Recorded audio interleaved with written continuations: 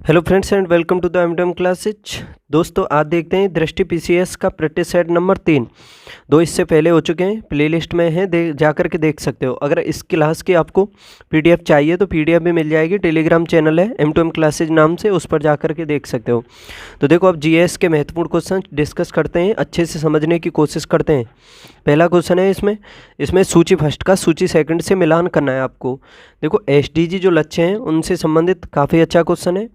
इसमें ये मिलान करना है, 4 लक्ष्य दिए हुए हैं और क्या क्या प्रावधान है उनमें। देखो जो 17 लक्ष्य हैं जिन्हें 2030 तक अचीव करना है, उन सभी को अच्छे से आपको रट लेना चाहिए, क्योंकि एक दो क्वेश्चन यहाँ से पूछने की संभावना 100% ही रहती है। तो देखो संक्षेप में बता देता हूँ लक्ष्यों को। जैसे पहला लक्ष्य है आपका, जो एसडीजी पहला कहता है वो शून्य गरीबी के बारे में कहता है। दूसरा लक्ष्य है शून्य भुखमरी के बारे में कहता है। तीसरा लक्ष्य उत्तम स्वास्थ्य और खुशहाली के बारे में कहता है। और जो चौथा लक्ष्य है वो गुणवत्तापूर्ण शिक्षा के बारे में कहता है। देखो कैसे याद कर सकते हो चौथे को, चारों दिशाओं में गुणवत्तापूर्ण शिक्षा मिलेगी आपको, ठीक है। और देखो पांचवा जो लक्ष्य है वो कहता है लैंगिक समानता के बारे में। अगर कोई लैंगिक असमानता की बात करे तो उसे आप पाँच यानी पंच जड़ दें उस हिसाब से। और देखो छठवा जो लक्ष्य है वो स्वच्छ जल और स्वच्छता के बारे में कहता है। तो उसे आप ऐसे याद कर सकते हो छठवें लक्ष्य को कि सुबह 6 बजे और शाम को 6 बजे आपको स्वच्छ जल मिलेगा पीने के लिए, ठीक है। तो देखो साथ ही साथ क्वेश्चन को भी करते चलो। पांचवें लक्ष्य में बताया था मैंने लैंगिक समानता के बारे में, तो एक का तो हो जाएगा 2, ठीक है। छठवें लक्ष्य में बता दिया स्वच्छ जल और स्वच्छता के बारे में। सातवां जो लक्ष्य है वो सस्ती और स्वच्छ ऊर्जा के बारे में कहता है। तो देखो सस्ती और स्वच्छ ऊर्जा यानी वहनीय एवं स्वच्छ ऊर्जा, तो बी का हो जाएगा फर्स्ट। और एसडीजी 8 कहता है अच्छा कार्य एवं आर्थिक वृद्धि के बारे में। अच्छा कार्य और आर्थिक विकास के बारे में कहता है 8वां लक्ष्य, ठीक है। तो सी का हो जाएगा 4। और 9वां लक्ष्य कहता है उद्योग नवाचार और अवसंरचना के बारे में। तो ये तो क्वेश्चन तो कंप्लीट हो गया और बाकी लक्ष्यों को भी समझ लो। जैसे 10वां लक्ष्य कहता है असमानता में कमी के बारे में। और 11वें लक्ष्य में दिया हुआ है टिकाऊ शहर और समुदाय। 12वां लक्ष्य कहता है जिम्मेदार उपभोग और उत्पादन के बारे में। और 13वां लक्ष्य है आपका जलवायु परिवर्तन। और देखो 14 और 15 आप ऐसे याद कर सकते हो, पानी में जीवन तो 14वां है और भूमि पर जीवन 15वां है। पहले पानी बाद में भूमि, याद रखना। 14वें लक्ष्य में है पानी में जीवन, 15वें लक्ष्य में है भूमि पर जीवन। 16वां लक्ष्य कहता है शांति न्याय और मजबूत संस्थाओं के बारे में। और 17वां जो लक्ष्य है लक्ष्यों के लिए सामूहिक साझेदारी के बारे में कहता है, ठीक है। तो देखो इस क्वेश्चन का आंसर हो जाएगा 5 में का 2, यानी 5 लक्ष्य के बारे में 2, यानी 1 का 2, बी का हो जाएगा 1 और सी का 4 और 4 का 3। 2 1 4 3 आंसर होगा इसका, 2 1 4 3। तो ऑप्शन बी इसका सही है जवाब। अब नेक्स्ट देखते हैं क्वेश्चन। अब नीचे तो कथन और कारण के बारे में दिया हुआ है, वो देखने।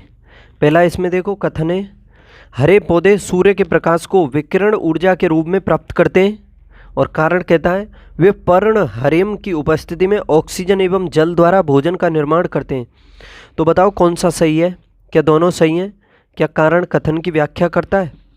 हरे पौधे सूर्य के प्रकाश को विकिरण ऊर्जा के रूप में प्राप्त करते हैं और कारण है पर्ण हरिम की उपस्थिति में ऑक्सीजन एवं जल द्वारा भोजन का निर्माण होता है। तो देखो इससे पहले कथन को देखो इसमें कि हरे पौधे सूर्य के प्रकाश को विकिरण ऊर्जा के रूप में प्राप्त करते हैं। तो देखो पहला तो सही है, कथन तो ठीक है, यानी जो हरे पौधे होते हैं सूर्य के प्रकाश को विकिरण ऊर्जा के रूप में प्राप्त करते हैं, ठीक है। और देखो कारण वे पर्ण हरिम की उपस्थिति में ऑक्सीजन नहीं होगा इसमें, ये होगा कार्बन डाइऑक्साइड यानी CO2 एवं जल द्वारा भोजन का निर्माण करते हैं। भोजन यानी कार्बोहाइड्रेट का निर्माण करते हैं। तो ये कारण गलत है इसमें, कथन तो ठीक है, कारण गलत है। तो इसका आंसर हो जाएगा ऑप्शन बी, ये सही है परंतु आर गलत है। नेक्स्ट देखो निम्नलिखित में कौन सा जानवर बिना पानी पिए सबसे लंबी अवधि तक रह सकता है? अच्छा क्वेश्चन है। सबसे लंबी अवधि तक कौन सा जानवर है इन चारों में जो रह सकता है बिना पानी पिए? जिराफ, ऊंट, कंगारू या कंगारू चूहा? देखो आपने ऊंट के बारे में भी सुना होगा, काफ़ी टाइम तक रह सकता है बिना पानी पिए, लेकिन ऊंट से भी अधिक टाइम तक रह सकता है ये कंगारू चूहा जो दिया हुआ है ऑप्शन डी में। ठीक है, ये बिना पानी पिए काफ़ी लंबी अवधि तक रह सकता है। और ये देखो, जब ये मूत्र का जो उत्सर्जित करता है ना, ये काफ़ी ठोस मूत्र को उत्सर्जित करता है, जिससे कि पानी का वाष्पीकरण कम हो उसी हिसाब से। और ये सबसे अधिक टाइम तक कंगारू चूहा जो है बिना पानी पिए रह सकता है। क्वेश्चन नंबर 4 देखो, हुरुन ग्लोबल रिच लिस्ट 2023 के संदर्भ में निम्नलिखित कथनों पर विचार करना है। हुरुन ग्लोबल रिच लिस्ट 2023, तो देखो ये 2023 में हुरुन ग्लोबल लिस्ट जो जारी की गई है, अभी 2023 में जारी की गई है। याद रखना, इस लिस्ट के बारे में बात करें तो इसमें पहला स्थान मिला है किसको? बर्नार्ड अर्नोल्ट को, जो फ्रांस के हैं, ना कि एलन मस्क को। तो ये पहला गलत हो जाएगा, इसमें दिया हुआ है एलन मस्क को सूची में प्रथम स्थान मिला। देखो ये टेस्ला कंपनी के मालिक हैं, ये जो हैं क्या बोलते हैं, एलन मस्क। इसके अलावा स्पेस एक्स भी है, और फाल्कन 9 जो रॉकेट है वो एलन मस्क का ही है। और इसमें हुरुन ग्लोबल रिच लिस्ट में पहले स्थान पर रखा है बर्नार्ड अर्नोल्ट को, जो फ्रांस के हैं। ठीक है, दूसरा देखो, रिलायंस इंडस्ट्री लिमिटेड के चेयरमैन मुकेश अंबानी को इस सूची में 9वां स्थान मिला है क्या? तो देखो ये ठीक है, मुकेश अंबानी जो भारत के सबसे अमीर व्यक्ति हैं, इनको इस सूची में 9वां स्थान मिला है। और देखो इस लिस्ट में बता दूं, पहला स्थान तो बर्नार्ड अर्नोल्ट को मिला है फ्रांस के को, और ये एलन मस्क जो हैं इनको दूसरा स्थान मिला है। ये स्पेस एक्स और टेस्ला के संस्थापक हैं, याद रखना। ठीक है, तो इसमें एक गलत है, जो सेकंड है वो सही है, ऑप्शन बी हो जाएगा इसका सही जवाब। क्वेश्चन नंबर 5 है, कुछ विटामिन वसा में घुलनशील हैं जबकि अन्य जल में घुलनशील हैं। निम्न में कौन से विटामिन जल में घुलनशील हैं? देखो जो जल में घुलनशील विटामिन है वो बी और सी हैं। कौन से? बी और सी। ठीक है, और इसमें ऑप्शन देख लो कौन सा दिया हुआ है, तो ऑप्शन डी। ये जल में घुलनशील विटामिन पूछे हैं तो बी और सी हैं, बाकी देखा जाए तो वसा में घुलनशील हैं, जैसे कि ए, डी, ई, के, ये सभी वसा में घुलते हैं, याद रखना। क्वेश्चन नंबर 6, निम्नलिखित में से पौधों के लिए सूक्ष्म पोषक तत्व नहीं है। कौन से हैं इन चारों में जो सूक्ष्म पोषक तत्व नहीं है? कार्बन, मैग्नीज, आयरन, मोलिब्डेनम, बताओ।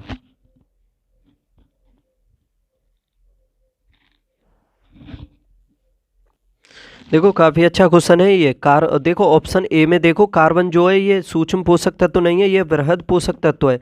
जैसे कार्बन है, नाइट्रोजन है, फास्फोरस है, और आपका ऑक्सीजन है। ठीक है, उसी मैग्नीशियम है, ये सभी वृहद पोषक तत्व हो जाते हैं। नहीं, मैग्नीज अलग है, मैग्नीशियम अलग है। ठीक है, ठीक है, अच्छा क्वेश्चन है। ऑप्शन ए जो है ये वृहद है। इसके अलावा हाइड्रोजन भी है, याद रखना। क्वेश्चन नंबर 7 देखो, निम्नलिखित में से कौन से कीट बच्ची पौधों के उदाहरण है? कीट बच्ची पौधे अधिक मात्रा में कहाँ पाए जाते हैं? जहाँ पर नाइट्रोजन की कमी होती है। Utricularia, Drosera, नेफेंथिस, Dionaea. तो कौन से हैं इसमें कीट बच्ची पौधे? बताओ।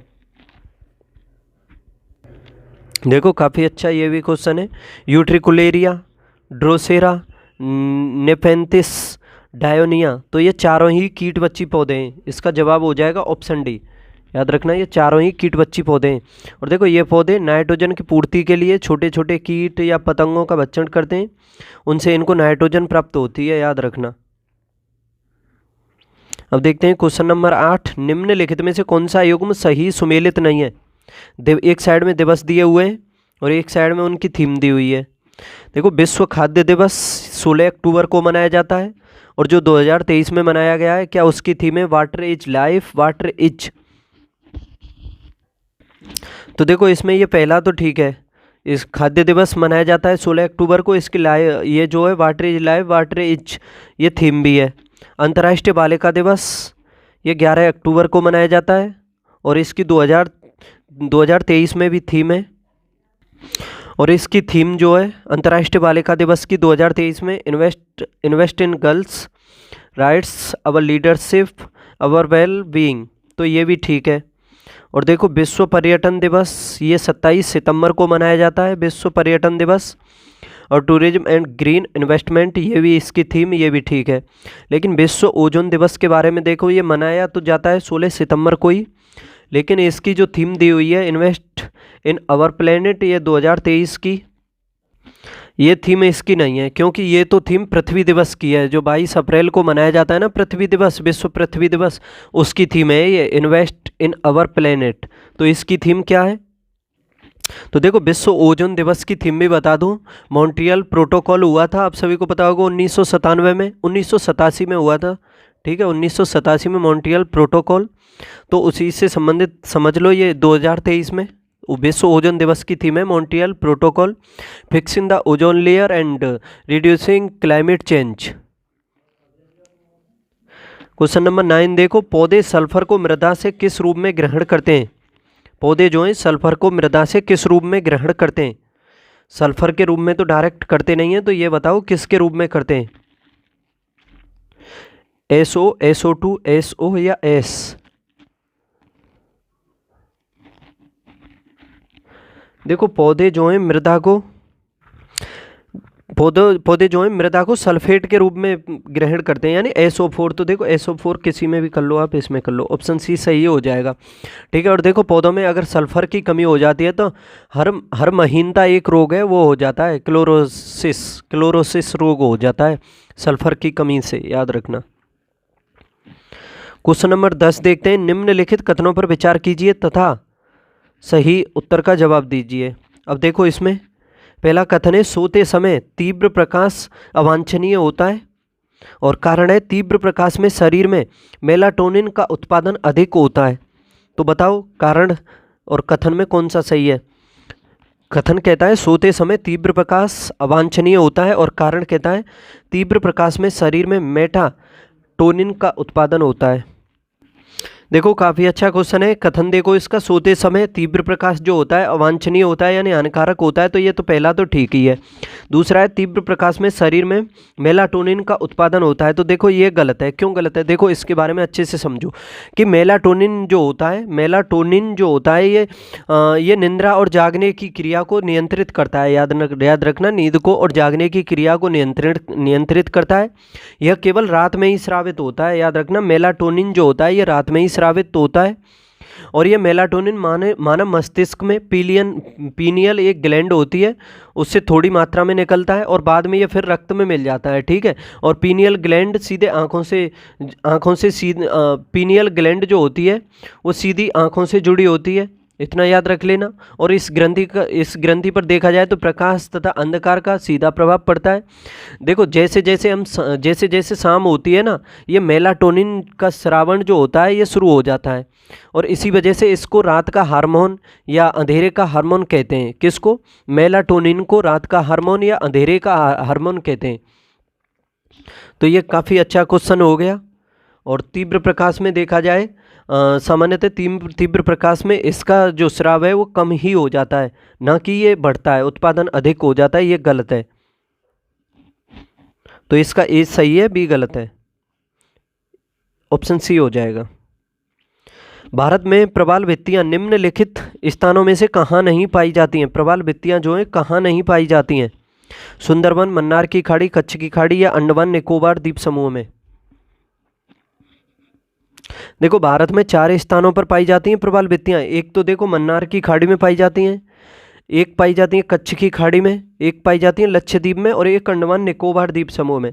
लेकिन ये ऑप्शन ए दिया हुआ है सुंदरवन का डेल्टा, इसमें नहीं पाई जाती हैं, क्योंकि इसमें तो स्वच्छ जल यानी आता रहता है उसी हिसाब से। तो ऑप्शन ए सही हो जाएगा। हाल ही में शेख मोहम्मद सबा अल सलेम अल सबा को निम्नलिखित में से किस देश का प्रधानमंत्री नियुक्त किया गया? शेख मोहम्मद सबा अल सलेम अल सबा को निम्नलिखित में से किस देश का प्रधानमंत्री नियुक्त किया गया है? तो देखो ये बने कहाँ के? कुवैत के। ऑप्शन ए सही हो जाएगा। कुवैत के प्रधानमंत्री बने शेख मोहम्मद अल सबा अल सलेम अल सबा। क्वेश्चन नंबर 13 है अब आपके सामने। 19वें NAM शिखर सम्मेलन 2024 का आयोजन निम्नलिखित में से किस देश में किया गया है? 19वें NAM शिखर सम्मेलन 2024 का आयोजन तो देखो इनका आयोजन अभी हाल ही में 15 से 20 जनवरी के मध्य 2024 में युगांडा की राजधानी है कंपाला, वहाँ पर किया गया है। युगांडा की राजधानी कहाँ है याद कर लेना, कंपाला में किया गया है। ठीक है, अच्छा क्वेश्चन है ये।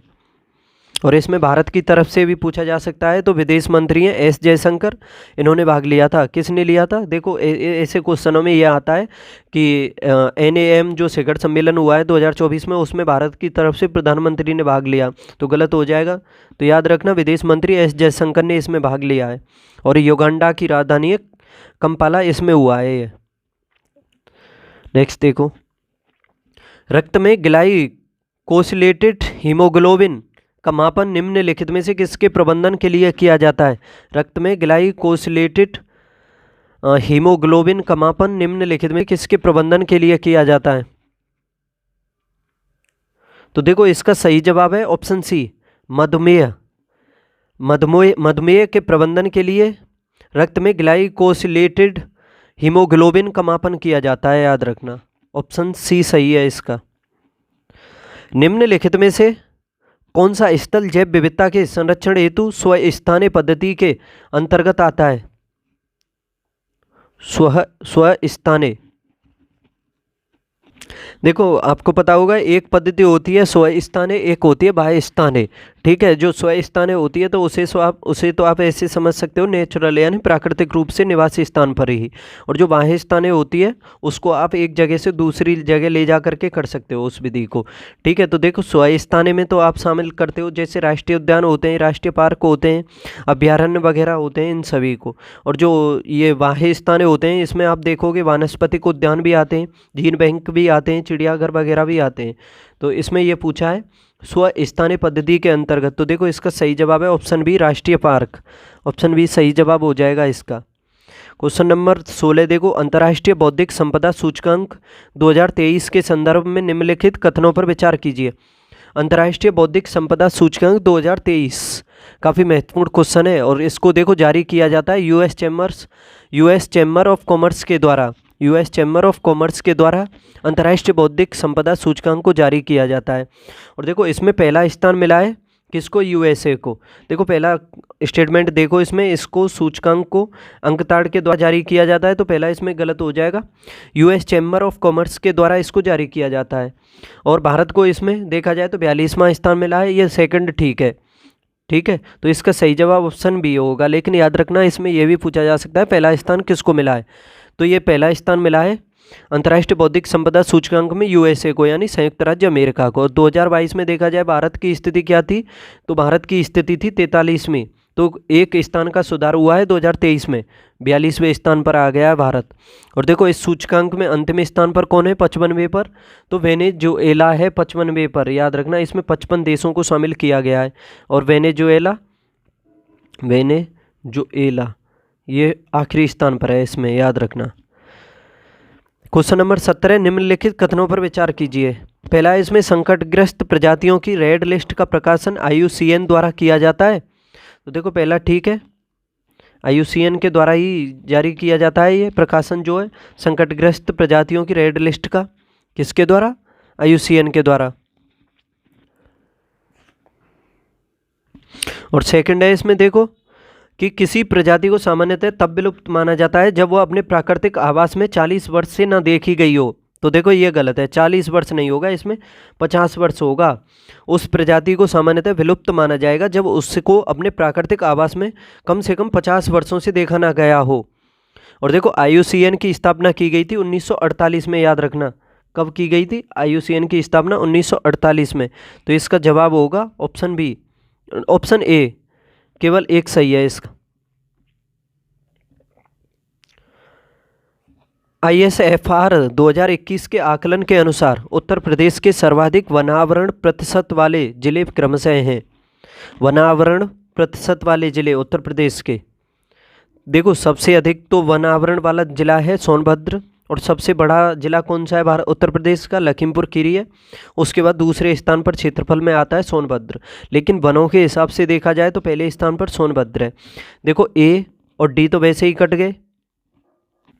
याद रखना सोनभद्र में प्रतिशत के हिसाब से भी सबसे अधिक है और वैसे क्षेत्रफल के हिसाब से भी देखा जाए तो सबसे अधिक है वन आवरण जो है।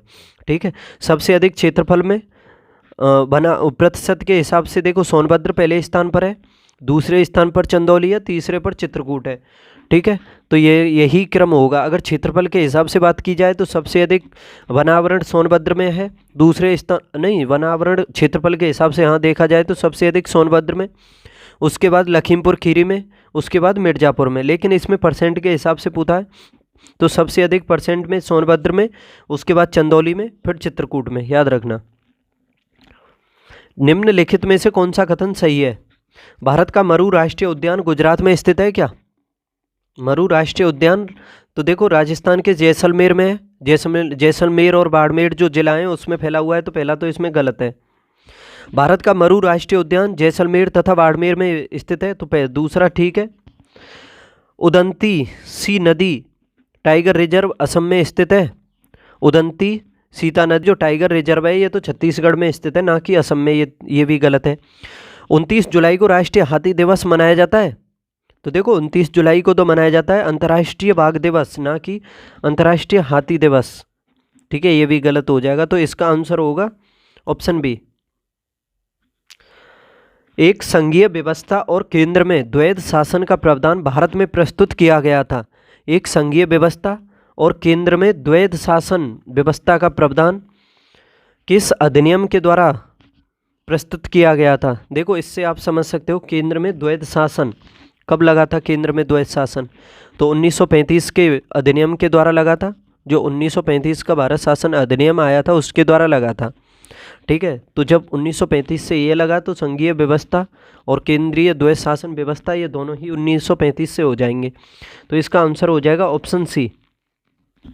और देखो इसी अधिनियम के तहत म्यांमार को भी भारत से अलग किया गया था, और जो शक्तियां हैं जैसे जो विषय आते हैं 3 प्रकार की सूचियों में विभाजित किए गए थे। इसी के तहत 7वीं अनुसूची में जो है संघ सूची, राज्य सूची और समवर्ती सूची में 1935 के तहत ही, और प्रांतों से द्वैध शासन को हटा करके केंद्र में लगा दिया था। देखो प्रांतों में लगा था 1919 के भारत शासन अधिनियम के तहत, और इसको हटा करके 1935 में केंद्र में लगा दिया गया था।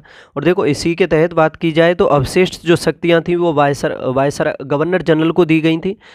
ठीक है, किसको? गवर्नर जनरल को, यानी वायसराय समझ सकते हो। उस टाइम में तो वायसराय था, वायसराय को दी गई थी अवशिष्ट शक्तियां।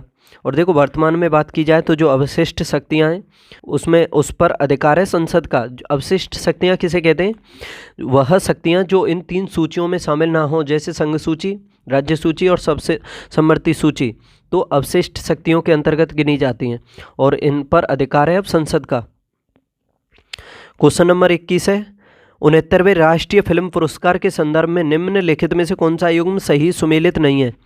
69वां राष्ट्रीय फिल्म पुरस्कार से संबंधित, और इसमें देखो फिल्म यानी सर्वश्रेष्ठ फिल्म RR चुनी गई है क्या 69वें राष्ट्रीय फिल्म पुरस्कार में? तो देखो सर्वश्रेष्ठ फिल्म यानी इसमें रॉकेटरी द नामी इफेक्ट को चुना गया है। ठीक है, 69वें राष्ट्रीय फिल्म पुरस्कार में किसको? रॉकेटरी द नामी इफेक्ट को।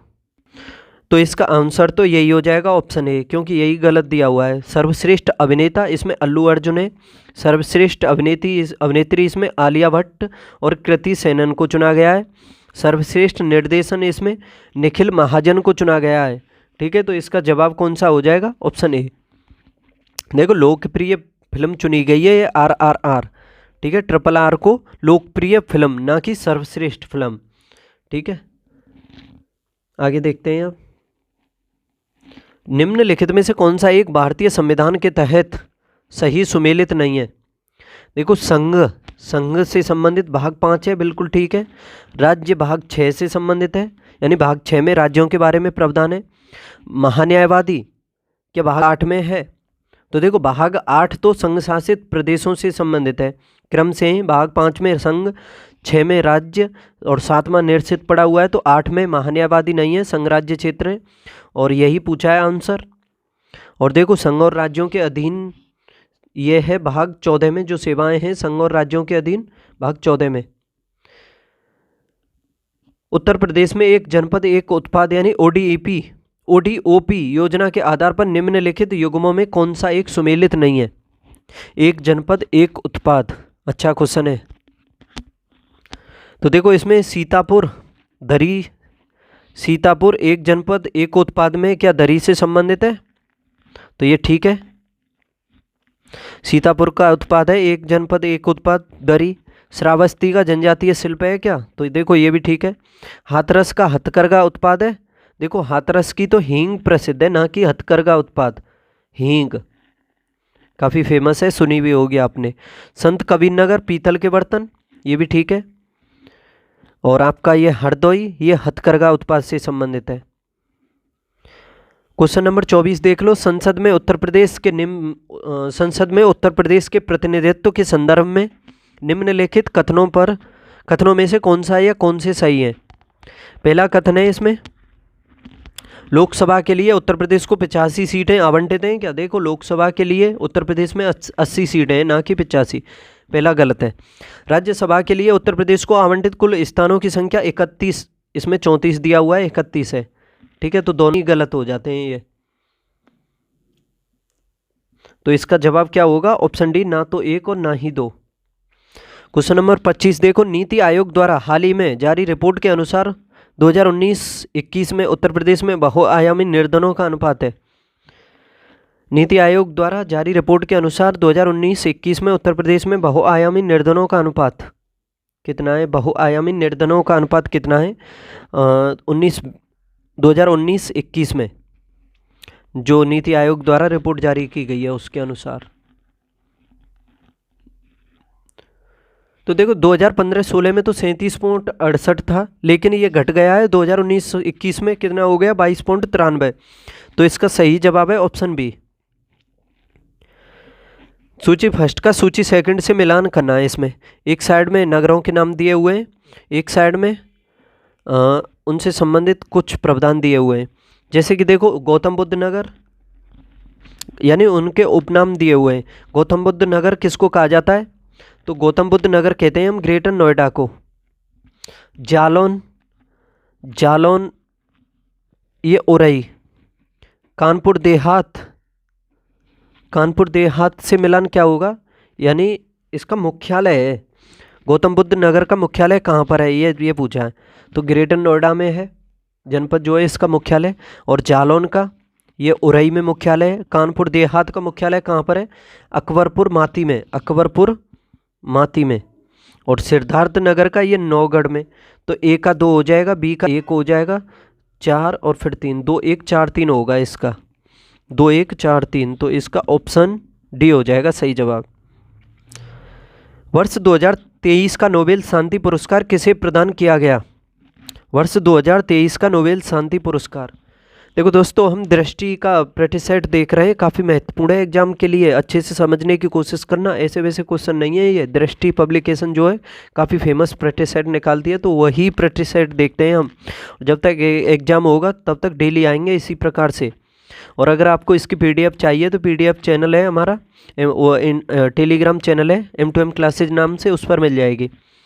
अगर आपको टाइम बचाना है उस हिसाब से उस पर देखना है तो। और अगर आपको वीडियो अगर स्लो लगती हो तेज़ करके भी देख सकते हो, और तेज़ लगती हो तो स्लो करके भी देख सकते हो। देखो वर्ष 2023 का नोबेल शांति पुरस्कार दिया गया है ये नरगिस मोहम्मदी को। किसको? नरगिस मोहम्मदी को दिया गया है, याद रखना। तो इसका सही जवाब हो जाएगा ऑप्शन सी। नोबेल शांति पुरस्कार दिया गया है नरगिस मोहम्मदी को।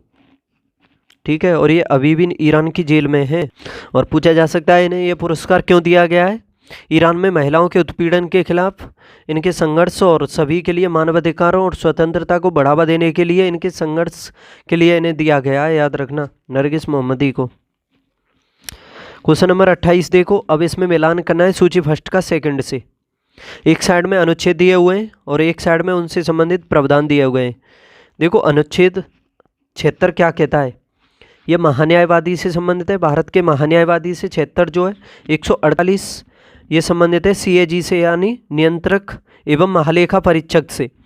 आर्टिकल 75(1) क्या कहता है? 75(1) अच्छा क्वेश्चन है ये भी। तो देखो ये केंद्रीय मंत्रियों की नियुक्ति से संबंधित है 75(1), ठीक है। केंद्रीय मंत्रियों की नियुक्ति प्रधानमंत्री की सलाह से राष्ट्रपति के द्वारा की जाती है और ये 75(1) में दिया हुआ है। ठीक है। और देखो अनुच्छेद 131 ये सर्वोच्च न्यायालय से संबंधित है। न्यायालय के बारे में 124 से लेकर के 147 तक प्रावधान है, याद रखना। और 148 से फिर 151 तक है CAG के बारे में। तो इसमें मिलान देखो, ए का हो जाएगा 3, बी का हो जाएगा 1, सी का हो जाएगा 4, 3 1 4 2 हो जाएगा इसका सही जवाब। 3 1 4 2 3 1 4 नहीं सॉरी 3 1 4 2 होगा, यानी 3 1 4 2 3 1 4 2 होगा। तो देखो इसमें ये गलत टाइप हुआ है, इसमें 2 कर लेना एंड में। ठीक है, 3 1 4 2 इसका सही जवाब हो जाएगा। क्वेश्चन नंबर 29 है, निम्नलिखित कथनों में से कौन सा कथन सही है? चंबल नदी फतेहपुर के पास यमुना नदी से मिलती है। चंबल जो नदी है क्या यमुना नदी से फतेहपुर के पास मिलती है? तो देखो ये फतेहपुर के पास तो नहीं मिलती है, ये इटावा के पास मिलती है, इस वजह से पहला गलत हो जाता है। देखो चंबल, सिंध, बेतवा, केन ये सभी गंगा यमुना की सहायक नदी हैं और यमुना जो है गंगा की सहायक नदी है। सबसे बड़ी नदी है यमुना गंगा की सहायकों में, याद रखना। और देखो दूसरा है इसमें गंगा नदी उत्तर प्रदेश में बिजनौर जनपद से प्रवेश करती है, ये ठीक है। बिजनौर से ठीक है, ये तो गलत क्यों है? बिजनौर से प्रवेश करती है, बलिया से निकलती है, तो ये सही जवाब हो जाएगा इसका। केवल 2 यानी केवल सेकंड ऑप्शन भी सही है इसका, पहला गलत है। अब सूची फर्स्ट का सूची सेकंड से मिलान करना है। एक साइड में नदियों के उद्गम स्थल है और एक साइड में नदियों के नाम है। तो देखो कावेरी नदी कहाँ से निकलती है? कावेरी नदी का उद्गम होता है कर्नाटक से और कर्नाटक की ब्रह्मगिरी पहाड़ी से होता है, याद रखना, ब्रह्मगिरी पहाड़ी से। तो ए का हो जाएगा 4। बी ताप्ती नदी कहाँ से निकलती है? इतना पता है मध्य प्रदेश से निकलती है, लेकिन कौन सी पहाड़ी से निकलती है? सतपुड़ा की पहाड़ी से निकलती है ताप्ती, तो इसका हो जाएगा 1। नर्मदा नदी भी मध्य प्रदेश से निकलती है, ये अमरकंटक की पहाड़ी से निकलती है। ठीक है, दोनों जो हैं ये पश्चिमी तट की तरफ बहती हैं, यानी पूर्व से पश्चिम बहती हैं, एस्चुरी का निर्माण करती हैं और ये भ्रंश घाटी से होकर के बहती हैं दोनों, नर्मदा और ताप्ती। डेल्टा नहीं बनाती हैं, याद रखना। नर्मदा निकलती है अमरकंटक की पहाड़ी से मध्य प्रदेश से, सी का हो जाएगा 2। और चंबल नदी जनापाप पहाड़ी से निकलती है, जनापाप पहाड़ी से मध्य प्रदेश में ही पड़ती है, याद रखना। और ये बीहड़ भूमि के लिए, उत्कात भूमि के लिए प्रसिद्ध है। अब ये 4 1 2 3 इसका सही जवाब होगा, 4 1 2 3, तो इसका ऑप्शन डी सही हो जाएगा। नेक्स्ट देखो, अब इसमें भी मिलान ही करना है। सूची फर्स्ट का सेकंड से एक साइड में घाटी दी हुई है, एक साइड में राज्य, यानी कौन सी घाटी किस राज्य में पड़ती है ये देखना है। कुल्लू घाटी कहाँ पर है? कुल्लू घाटी काफ़ी अच्छा क्वेश्चन है। देखो कुल्लू घाटी, कुल्लू मनाली जाते हो आप घूमने तो कहाँ जाते हो? हिमाचल प्रदेश में पड़ती है। ठीक है, एक का हो जाएगा 2। युमथांग घाटी, युमथांग घाटी पड़ती है, इस नाम से ही देख रहे होंगे, सिक्किम में।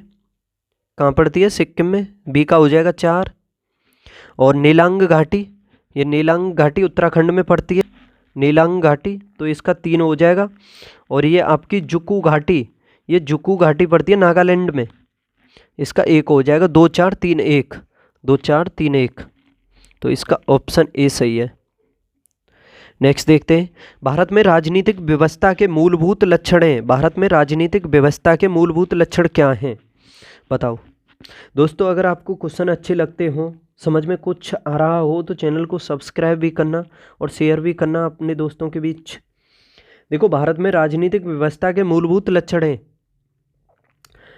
पहला है इसमें, यह एक लोकतांत्रिक गणतंत्र है। देखो ऐसे क्वेश्चनों को करने के लिए आपको प्रस्तावना की आवश्यकता पड़ेगी। अगर आपको प्रस्तावना अच्छे से आती होगी तो ऐसे क्वेश्चनों को बहुत ही आसानी से कर लोगे।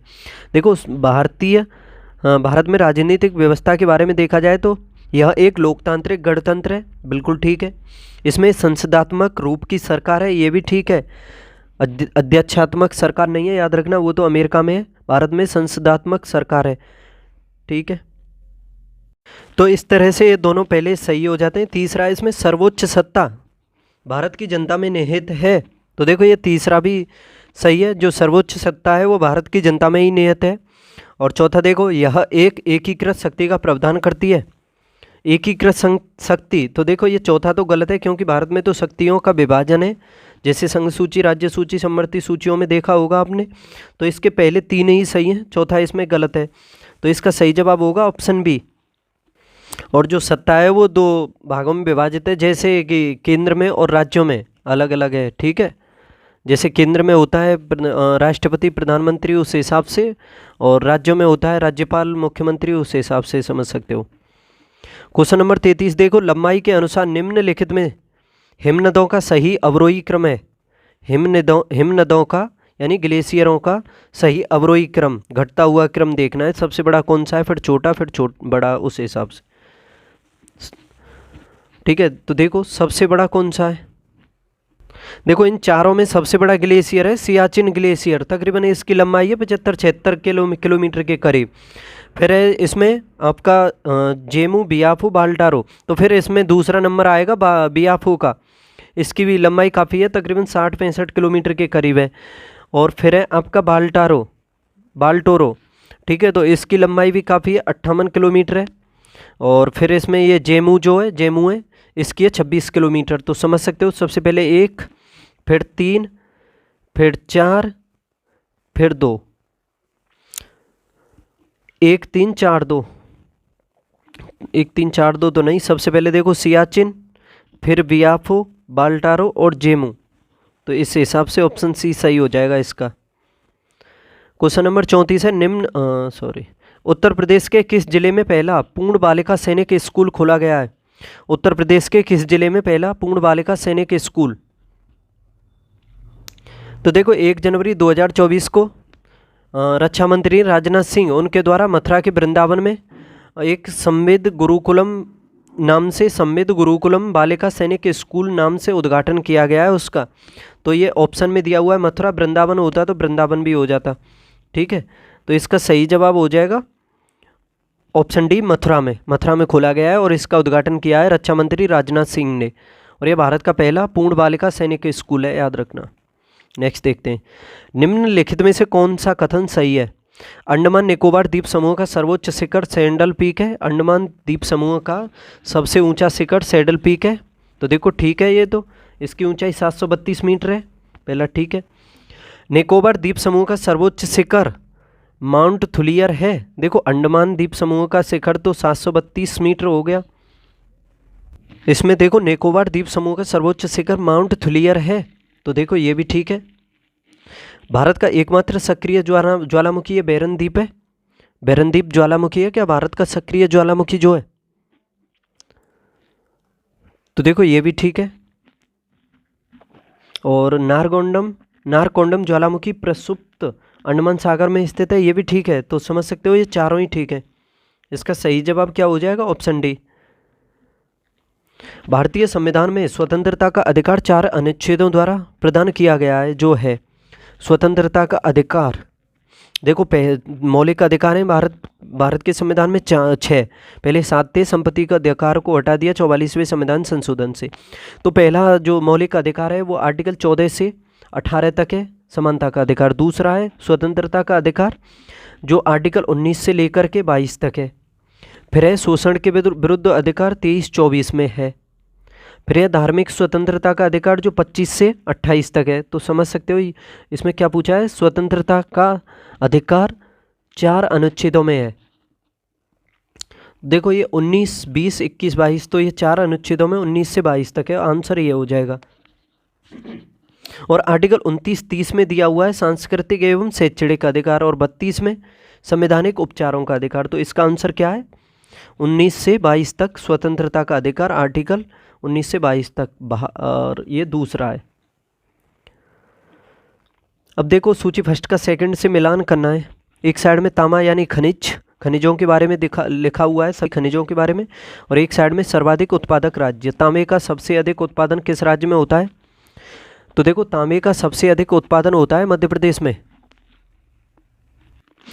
ठीक है। तो इसका सही जवाब हो जाएगा तांबे का ऑप्शन डी, नहीं सॉरी, तांबा जो सबसे अधिक उत्पादित होता है वो मध्य प्रदेश में बी, ए का बी, यानी ए का सेकंड हो जाएगा।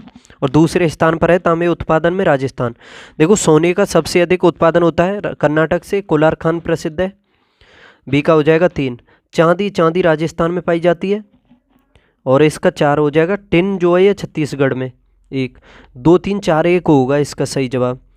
2 3 4 1 तो ऑप्शन बी। नेक्स्ट देखते हैं अब क्वेश्चन नंबर 38 है। हाल ही में राष्ट्रीय अपराध रिकॉर्ड ब्यूरो द्वारा जारी आंकड़ों के अनुसार महिलाओं के विरुद्ध अपराधों के मामले में दोष सिद्धि की दर किस राज्य में सर्वाधिक है? दोष सिद्धि की दर महिलाओं के विरुद्ध अपराधों के मामले में किस राज्य में सर्वाधिक है दोष सिद्धि की दर? महाराष्ट्र, उत्तर प्रदेश, गुजरात और केरल। अच्छा क्वेश्चन है, बताओ।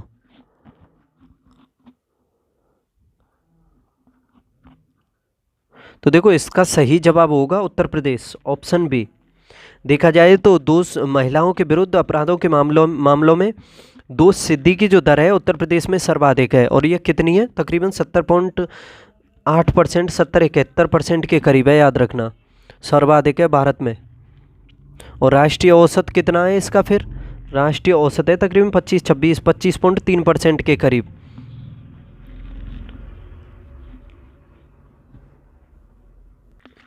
नेक्स्ट देखते हैं आप। भारत अंतर्राष्ट्रीय व्यापार मेला 2023 के संदर्भ में निम्नलिखित कथनों पर कौन सा कथन सही है? भारत अंतर्राष्ट्रीय व्यापार मेले 2023 के संदर्भ में निम्नलिखित कथनों में से कौन सा सही है? भारत अंतर्राष्ट्रीय व्यापार मेले के बारे में देखो, इसका आयोजन 14 से 27 नवंबर तक प्रगति मैदान दिल्ली में किया गया है, सभी को पता होगा। इसकी थीम भी पूछी जा सकती है भारतीय अंतर्राष्ट्रीय व्यापार मेले की। इसकी थीम है वसुधैव कुटुंबकम यूनाइटेड बाय ट्रेड। क्या है इसकी थीम? वसुधैव कुटुंबकम यूनाइटेड बाय ट्रेड।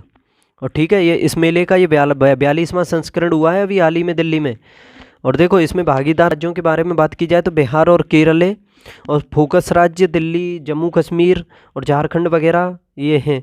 ठीक है, और इसमें देखो केंद्रीय वाणिज्य एवं उद्योग राज्य मंत्री हैं अनुप्रिया पटेल, इन्होंने इसका उद्घाटन किया था। तो देखो इसमें पहला है, इसका आयोजन नई दिल्ली में किया गया। ठीक है, इस मेले का ये 42वां संस्करण हुआ, ये भी ठीक है।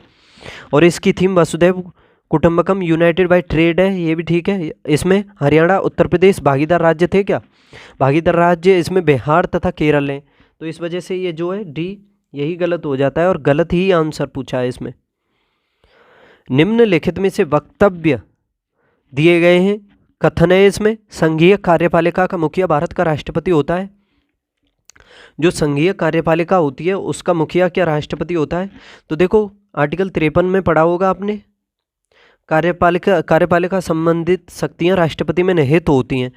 तो ये ठीक हो जाता है पहला, तो यानी पहला कथन बिल्कुल सही है, संघीय कार्यपालिका का मुखिया राष्ट्रपति होता है। और देखो दूसरा कारण है इसमें, राष्ट्रपति की शक्तियों की कोई सीमा नहीं है। क्या राष्ट्रपति की शक्तियों की कोई सीमा नहीं है? बताओ, ऐसा कहीं पढ़ा है आपने? तो ये तो गलत है, क्योंकि राष्ट्रपति को जो शक्तियां मिली हैं वो संविधान के अकॉर्डिंग ही मिली हैं और संविधान के अंतर्गत ही सीमाएं उस पर अध्यारोपित हैं, यानी संविधान के अनुसार ही उस पर पाबंदी है। तो पहला सही है, दूसरा गलत है। ए सही है किंतु आर गलत है, ऑप्शन सी। निम्नलिखित में से कौन सा युग्म सही सुमेलित है? कौन सा युग्म है जो सही सुमेलित है? नोहकालीकई जलप्रपात क्या नागालैंड में है?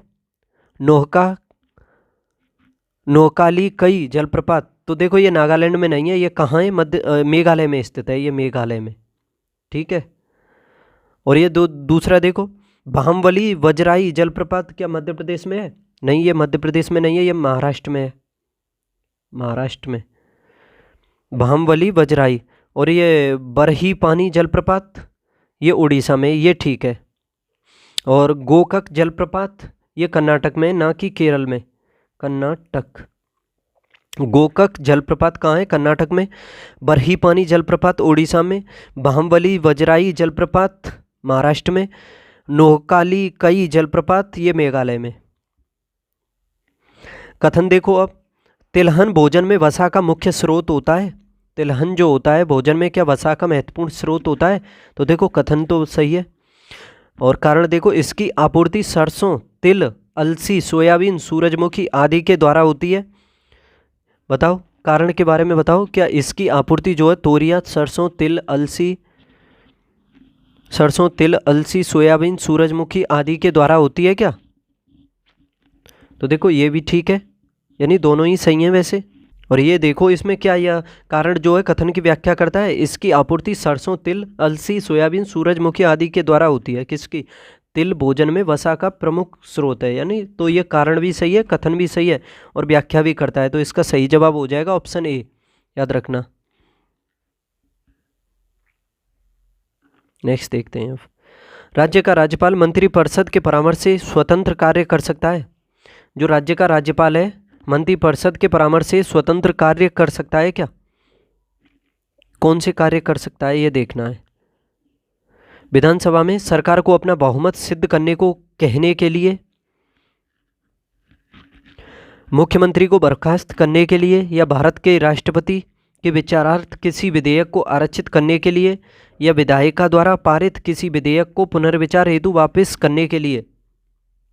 तो देखो काफ़ी अच्छा क्वेश्चन है ये। राज्य का जो राज्यपाल होता है वो मंत्रिपरिषद के परामर्श से स्वतंत्र कार्य कर सकता है, जैसे कि विधानसभा में सरकार को अपना बहुमत सिद्ध करने के लिए, कहने के लिए भी, ठीक है। यानी विधानसभा में सरकार को अपना बहुमत सिद्ध करने के लिए भी कहता है, ये भी ठीक है। मुख्यमंत्री को बर्खास्त करने के लिए भी, मुख्यमंत्री को भी बर्खास्त करता है। और आपका भारत के राष्ट्रपति के विचारार्थ किसी विधेयक को आरक्षित करने के लिए, ये भी सही है। और विधायिका द्वारा पारित किसी विधेयक को पुनर्विचार हेतु वापस करने के लिए, तो ये चारों ही सही हैं। और पांचवा देखो इसमें, उच्च न्यायालय का परामर्श मांगने के लिए। देखो इन चारों के अलावा देखा जाए तो जो ये राज्य में देखा जाए तो राष्ट्रपति शासन लगाने तथा विधानसभा के समय पूर्व विघटन जैसे कुछ अन्य संदर्भों के बारे में भी अपना विवेक का प्रयोग कर सकता है। लेकिन ये जो उच्च न्यायालय से परामर्श मांगने के लिए बात की जाए तो ऐसा कोई भी अधिकृत नहीं किया गया है संविधान में, ठीक है। तो ये तो पाँचवा तो गलत हो जाएगा। केवल सर्वोच्च न्यायालय से संविधान परामर्श मांग सकता है राष्ट्रपति, ना कि राज्यपाल। तो इस वजह से ये 1, 2, 3, 4 सही है, पांचवा गलत है। निम्नलिखित कथनों में से कौन सा या कौन से कथन असत्य है? भारत में ग्रीष्मकालीन कानून के प्रवाह की दिशा उत्तर पूर्व से दक्षिण पश्चिम की ओर होती है। भारत में ग्रीष्मकालीन मानसून के प्रवाह की दिशा उत्तर पूर्व से दक्षिण पश्चिम होती है। असत्य कथन देखना है। तो देखो इसमें पहला ही गलत है कि भारत में जो देखा जाए ग्रीष्मकालीन मानसून की जो प्रवाह की दिशा होती है ना, वो होती है दक्षिण पश्चिम से उत्तर पूर्व, ना कि उत्तर पूर्व से दक्षिण पश्चिम। दूसरा इसमें शीतकाल में इसकी दिशा दक्षिण पश्चिम से उत्तर पूर्व हो जाती है क्या? और देखो शीतकाल में फिर उल्टी हो जाएगी उत्तर पूर्व से दक्षिण पश्चिम। तो ये दोनों ही गलत हैं, विपरीत दिए हुए हैं। तो इस वजह से आंसर हो जाएगा इसका ऑप्शन डी, ना तो 1 और ना ही 2। एक सेकंड, ये पूछा है इसमें कौन सा गलत है, तो ये दोनों ही गलत है। मैंने सही के हिसाब से कर दिया था, दोनों ही गलत हैं, 1 और 2। ऑप्शन ए होगा इसका सही जवाब। नेक्स्ट देखते हैं अब, कौन सी गुफा त्रिमूर्ति के लिए प्रसिद्ध है? त्रिमूर्ति के लिए कौन सी गुफा प्रसिद्ध है? देखो एलिफेंटा की जो गुफाएं हैं ये त्रिमूर्ति के लिए प्रसिद्ध हैं, क्योंकि यहाँ पर बात की जाए तो शिव की प्रसिद्ध मूर्ति की प्रतिमा भी पाई जाती है, ठीक है। शिव की जो त्रिमूर्ति की प्रतिमा है वो पाई जाती है यहाँ पर। और ये कहाँ पर है एलिफेंटा की गुफाएं? महाराष्ट्र में स्थित हैं। कहाँ? महाराष्ट्र में, याद रखना।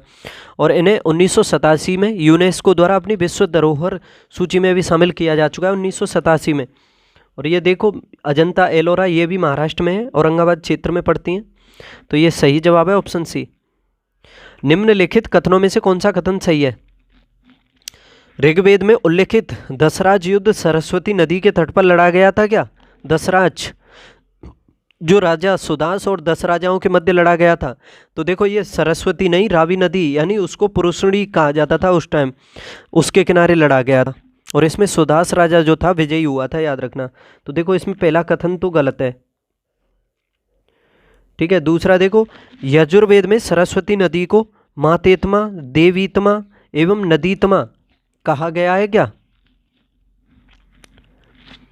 क्या सरस्वती नदी को मातेत्मा, देवीत्मा एवं नदीत्मा ये यजुर्वेद में कहा गया है? बताओ। तो देखो ये यजुर्वेद में नहीं कहा गया, ये कहा गया है ऋग्वेद में। ऋग्वेद 4 वेदों में सबसे प्राचीन है ऋग्वेद।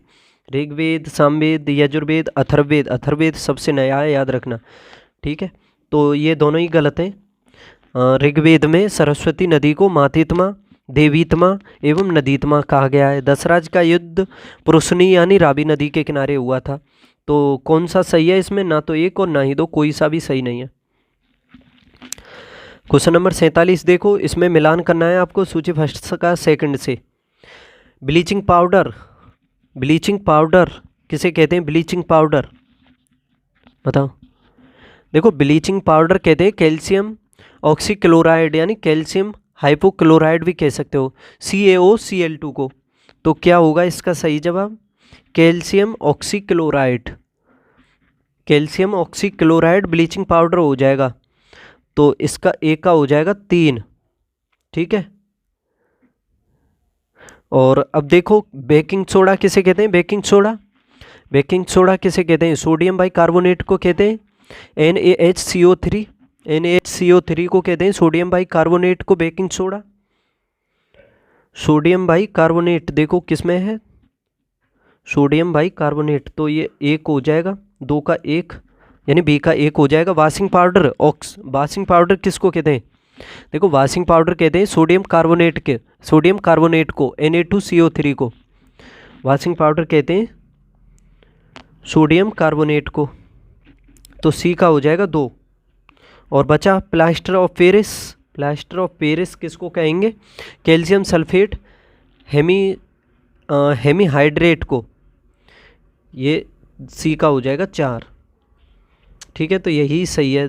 अब इसका देख लो 3 1 2 4, 3 1 2 4 मिलान देख लो, 3 1 2 4 ये पूछे जाते हैं क्वेश्चन, इन्हें अच्छे से स्क्रीनशॉट ले लो आप। कि ब्लीचिंग पाउडर कहते हैं कैल्शियम ऑक्सीक्लोराइड को, बेकिंग सोडा कहते हैं सोडियम बाइकार्बोनेट को, यानी बेकिंग सोडा किसको कहते हैं? सोडियम बाइकार्बोनेट को, जो खाने का सोडा होता है। वॉशिंग पाउडर किसको कहते हैं? सोडियम कार्बोनेट को, धोने वाले सोडे को, और सोडियम कार्बोनेट को कहते हैं वॉशिंग पाउडर। और आपका प्लास्टर ऑफ पेरिस कहते हैं कैल्शियम सल्फेट हेमीहाइड्रेट को, ठीक है। नेक्स्ट देखो, सैंधव सभ्यता में शैलकृत स्थापत्य के प्रमाण कहाँ से मिले? सैंधव सभ्यता में शैलकृत स्थापत्य के प्रमाण कहाँ से मिले? राखीगढ़ी, लोथल, धौलावीरा, कोटदीजी। अच्छा क्वेश्चन है, बताओ। देखो सैंधव सभ्यता में बात की जाए तो शैलकृत स्थापत्य के प्रमाण मिले धौलावीरा से। कहाँ से? धौलावीरा से। और देखो धौलावीरा राखीगढ़ी के बाद भारत में देखा जाए तो सैंधव सभ्यता की दूसरे सबसे बड़ी बस्ती है। सबसे बड़ी कौन सी है? राखीगढ़ी है। और यह गुजरात के कच्छ जिले में पड़ती है। धौलावीरा कहाँ है? गुजरात में है, गुजरात में। और इसे यूनेस्को द्वारा भी 2021 में विश्व धरोहर सूची में शामिल किया जा चुका है। कब? 2021 में, याद रखना। तो अच्छा क्वेश्चन हो गया ये। अब देखो महाजनपदों से संबंधित क्वेश्चन देख लो। एक साइड में महाजनपद है और एक साइड में शासक, और ये देखना है, मिलान देखना है कौन सा सुमेलित नहीं है। प्रदोत, प्रदोत जो शासक था क्या अवंती महाजनपद से संबंधित था? उल्टा हो गया ये आगे पीछे, ये इधर समझ लेना, यानी महाजनपद इधर हो गया और शासक इधर हो गया। अजातशत्रु, चलो पहले तो प्रद्योत के बारे में देखो, तो ये अवंती का शासक था, ये ठीक है। अजातशत्रु ये मगध का शासक हुआ है। प्रसेनजीत क्या ये कौशल से? तो ये भी ठीक है। उदयन मत्स्य, देखो उदयन जो था ये मत्स्य महाजनपद से संबंधित है, तो यही गलत है मिलान, और गलत ही पूछा है। आज का आखिरी क्वेश्चन है, क्वेश्चन नंबर 50 है। नमक और बर्फ के मिश्रण से 0 डिग्री सेंटीग्रेड से नीचे का तापमान प्राप्त होता है क्या? बताओ।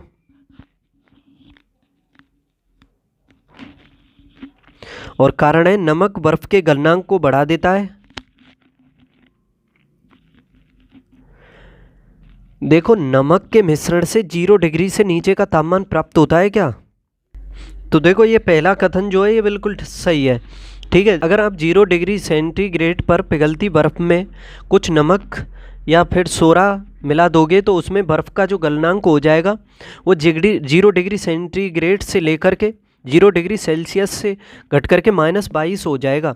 कितना? -22, याद रखना। तो ये घटा देता है उसके तापमान को, बर्फ़ के को, ठीक है। तो पहला तो ये सही है। और दूसरा इसमें नमक बर्फ़ के गलनांक को बढ़ा देता है। तो देखो नमक मिलाने से बर्फ़ का जो गलनांक है वो बढ़ता नहीं है, ना कि घट जाता है, क्योंकि जब माइनस में टेम्परेचर चला जाएगा तो उसका गलनांक तो घट जाएगा ना। नमक बर्फ के गलनांक को घटा देता है, ना कि बढ़ा देता है। तो इसमें ये पहला सही है, दूसरा गलत है। ऑप्शन सी सही जवाब हो जाएगा इसका। तो दोस्तों इस तरह से ये प्रैक्टिस सेट तीसरा कंप्लीट हुआ। कल देखेंगे फिर प्रैक्टिस सेट नंबर 4। कैसे लगे सभी क्वेश्चन? चैनल को सब्सक्राइब कर लो, लाइक शेयर भी कर दो। पीडीएफ चाहिए तो टेलीग्राम चैनल भी ज्वाइन कर लो, उस पर मिल जाएगी डेली सभी क्लासों की। ठीक है, तो पढ़ते रहो, कल मिलते हैं फिर, बाय।